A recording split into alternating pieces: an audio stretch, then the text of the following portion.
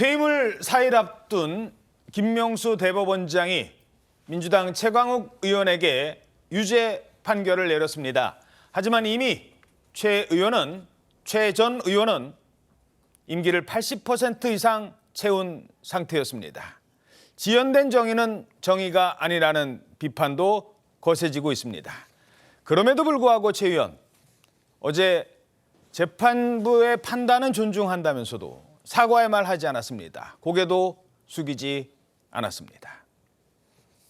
현재 대한민국의 사법 시스템이 내린 결론이니까 제가 존중할 수밖에 없고요. 그렇지만 아쉬움이 많이 남는 것도 사실입니다. 그간의 정치검찰이 벌여왔던 마구잡이 사냥식 수사, 또 표적 수사, 또 날치기 기소 이런 부분들에 대한 판단이 일치 없어서 많이 아쉽고요. 증거를 최대한 제출하고 실제 활동이 있었다는 사실을 입증했다고 생각합니다만 대법원의 판단은 달랐던 것 같습니다. 21대 국회에서의 제 여정은 이제 이걸로 마무리해야 할 것 같습니다. 굉장히 송구한 마음이고요.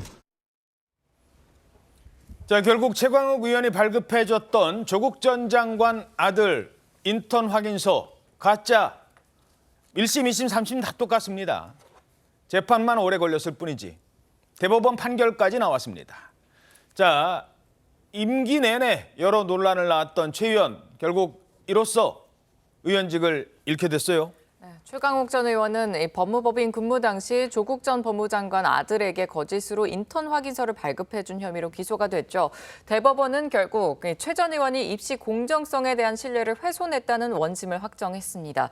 쟁점이 있었습니다. 조국 전 장관의 부인 정경심 씨의 자산관리인 김모 씨가 검찰에 제출한 PC 하드디스크의 증거 능력 여부였는데 최 전 의원 측은 원래 주인인 정 씨가 디지털 분석 현장에 참여하지 않았기 때문에 PC에서 발견된 확인서는 위법한 증거라고 주장을 했습니다.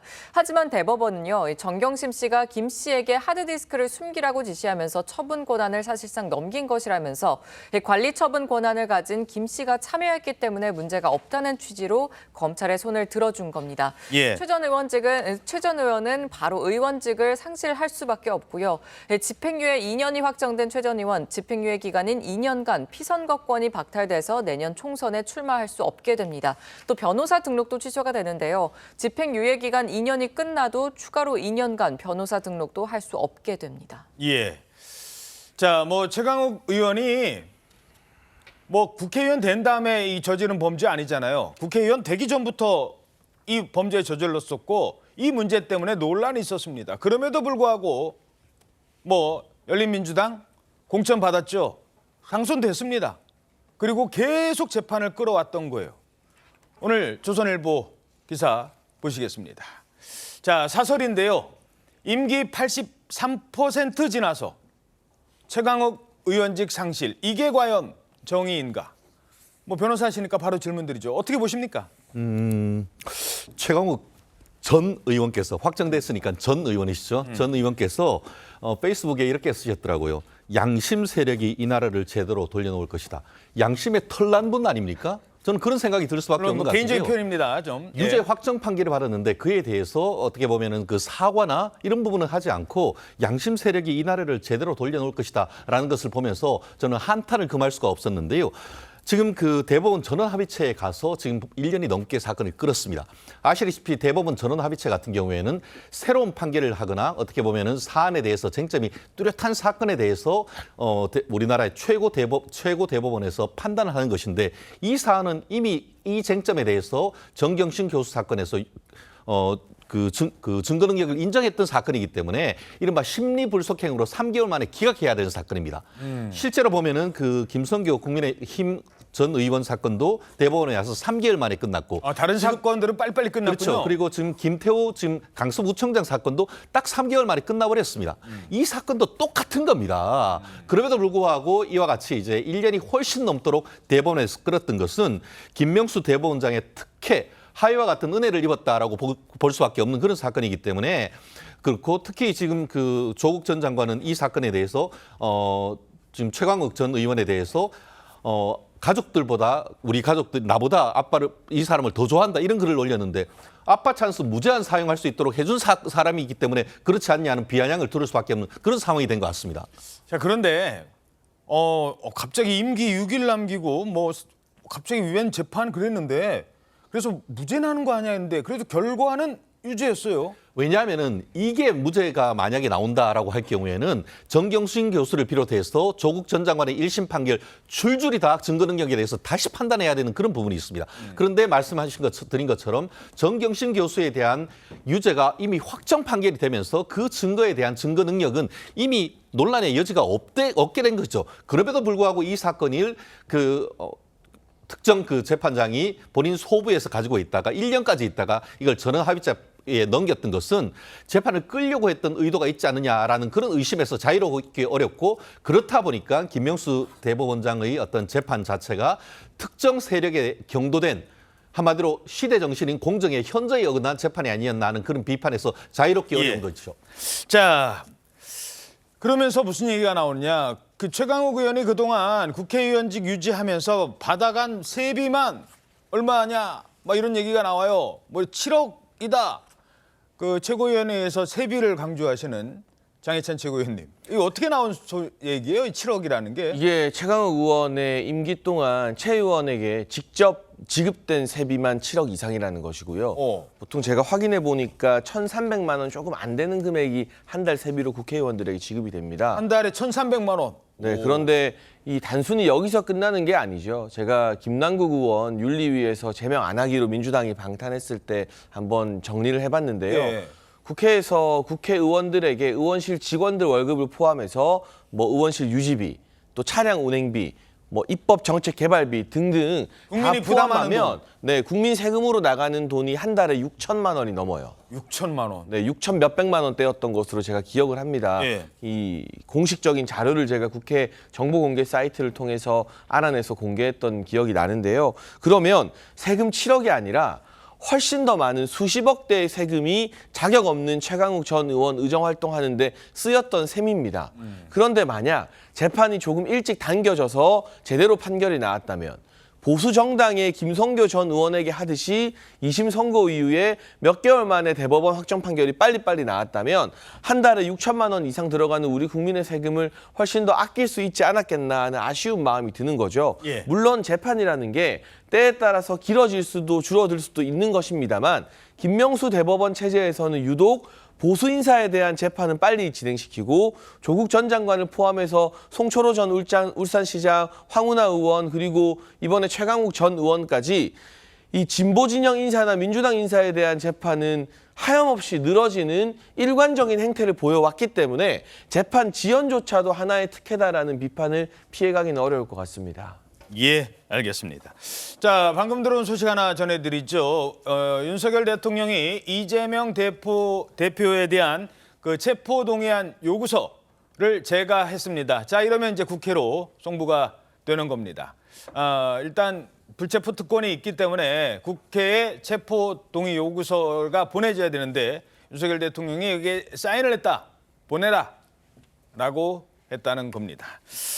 방금 전에 들어왔고요. 자, 그렇다면 최강욱 의원 국회에 와서는 뭐 조용히 묵묵히 일을 열심히 했나? 일만 열심히 했나? 그렇지 않았습니다. 논란의 중심에 있었습니다. 일단 법사위원으로 소속이 돼 있었어요. 법사위원. 자신이 재판 중인데 법사위원까지 법무부 장관 불러다가 마음대로 얘기할 수 있는 그 자리에 있었어요. 그러면서 충돌 장면이 유독 더 많았습니다. 저의 형사 사건의 가해자인 의원님께서 형사가 저한테 이런 질문하는 것 자체가 이상하다고 생각합니다. 대기 가해자고 내가 피해자죠. 그런 식의 얘기를 함부로 하면 안 대기요? 되고요. 자, 대기라고 말씀하셨어요? 대기라고 얘기했습니다. 자, 요건 이제 또 다른 사건이었고요. 그러니까 여러 사건에 저렇게 얽혀 있는데 법사위원회에 있으면서 법무부 장관이 아니 나한테 그런 질문할 자격 없잖아요. 라고까지 얘기를 하는 겁니다. 물론 옳고 그름을 떠나서 논란이 됐습니다. 자, 그렇다면 이해충돌 논란 이 부분 어떻게 보셨습니까? 예, 먼저 이게 재판이 좀 지연된 문제는 분명히 있어요. 근데 이게 보니까 이법증거 배제 사건과 관련해서 이 판례를 변경해야 되는 문제가 있어서 전원 합의체에 해부될 수밖에 없는 사건이어갖고 좀 지연된 측면이 있고, 다만 이제 저는 그 재판 지연뿐만 아니라 수사 지연의 문제도 지금 원래 특수부 수사 같은 경우는 2개월 안에 종료되는 것이 원칙이라고 홍준표 지금 대구시장도 검사 출신 홍준표 시장도 말하고 있을 정도이고, 박근혜 전 대통령도 국정농단 사건도 70일 만에 수사 종결했거든요. 근데 이재명 대표 관련해서 거의 1년 6개월 이상 수사하고 있는 이런 문제들도 포함해서 재판 지연뿐만 아니라 수사 지연과 관련된 것들을 사법개혁의 문제로 좀 해결해야 될 문제가 있다라는 말씀 먼저 드리고요. 이 이해 충돌과 관련해서는 뭐 국회법도 이 법은 아니기 때문에 지금 활동이 가능했던 것 같은데, 이와 관련된 사례들 이것도 좀 개선될 문제점이 있습니다.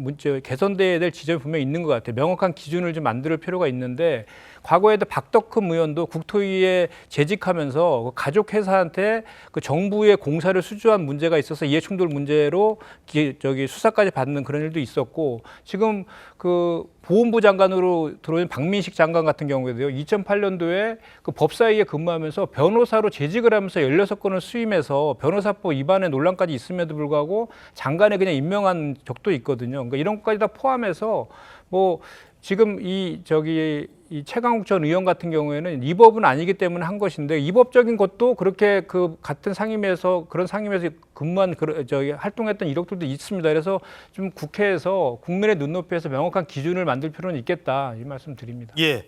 자, 국민의 눈높이.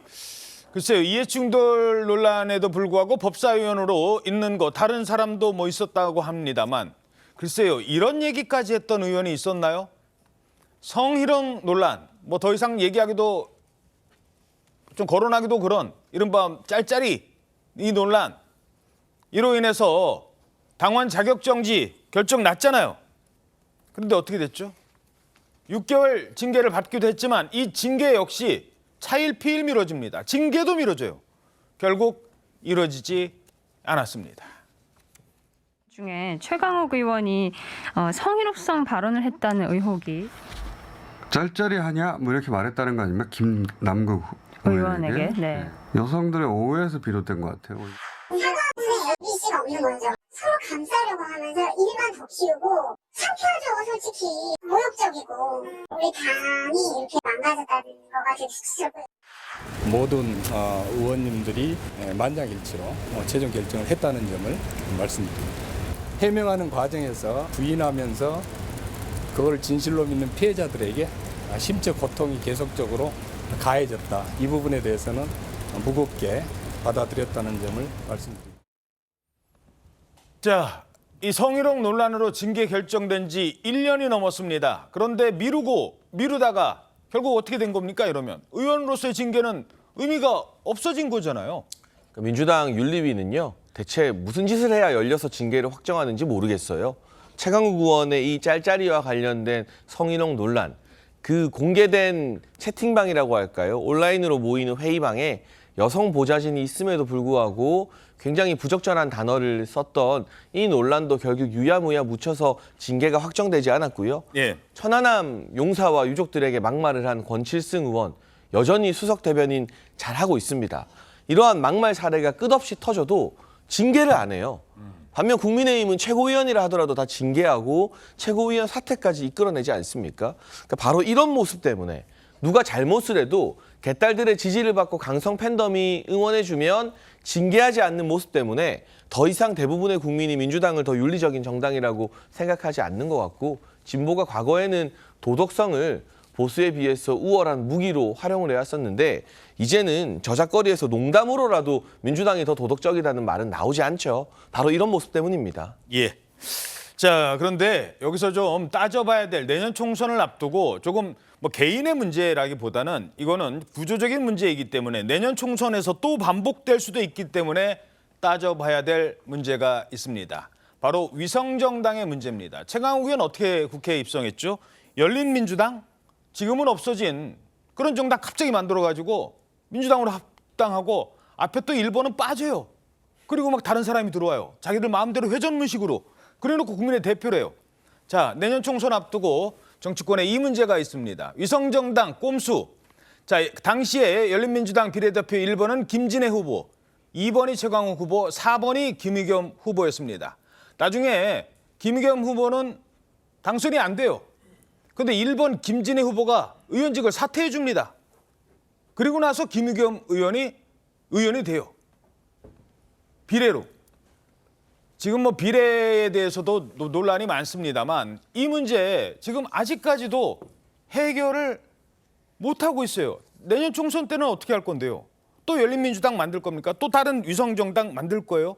그래놓고 누가 들어왔는지도 모르는데 나중에 장관한테 막 호통치고 큰소리치고 국민대표라고 얘기하고 3년 해먹다가 죄송합니다. 3년 국회의원 해놓고 나중에 사라지고.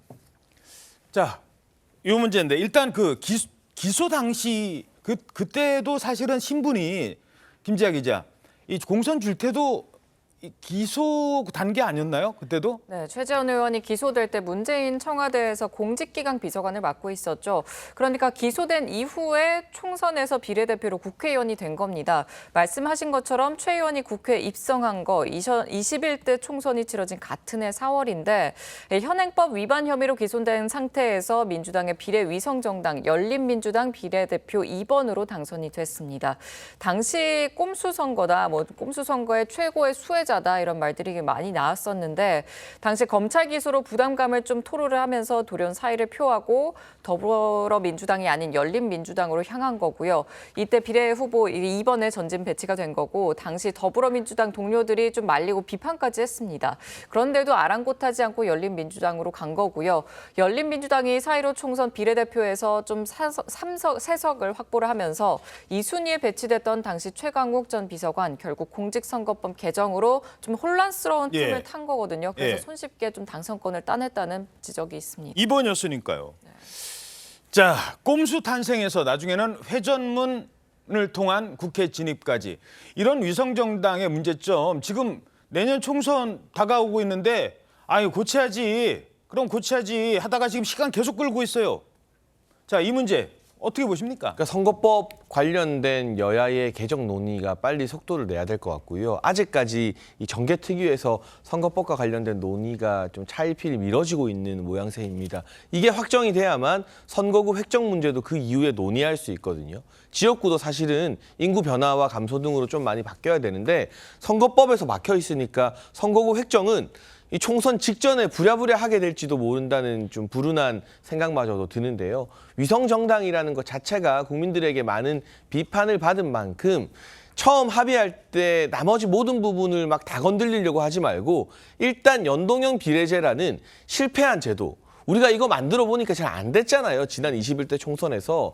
이 연동형 비례제와 그로 인한 파생 위생 정당 제도만이라도 일단 없앤다라는 기본적인 합의는 하고 그다음에 뭐 중대 선거구제를 도입하든 권역별 비례제를 하든 플러스 알파에 대해서는 일단 잘못한 것부터 고치고 나서 합의해도 저는 늦지 않다고 보는데 일단 이걸 안 한다고 합의를 먼저 하고. 네. 그런데 지금 상황은 이 안 한다의 합의에서 끝나는 것이 아니라 어떤 식의 제도 개혁을 할지 각각의 의견이 다르다 보니까 심지어 같은 정당 안에 있는 정개특위 위원들도 생각이 다 달라요. 그러다 보니까 이 합의가 잘 안 도출되고 있거든요. 연동형 비례제와 그에 따른 위성정당제부터 안 하기로 합의를 하는 좀 순서, 그 지혜를 여야가 보여주면 어떨까 하는 생각이 듭니다. 이게 특정 정당에 대해서만 말씀드리는 건 아니에요. 과거에 18대 국회 때 친박연대라는 정당이 있었습니다. 그때 비례대표 1번을 이른바 지금 아마 그 뉴스 알려졌으면 젊은 청년층이 더 화가 났을 거래요. 그때는 아빠 찬스가 아니라 엄마 찬스를 쓴 한 젊은 여성이 비례대표 1번이 됐다니까요.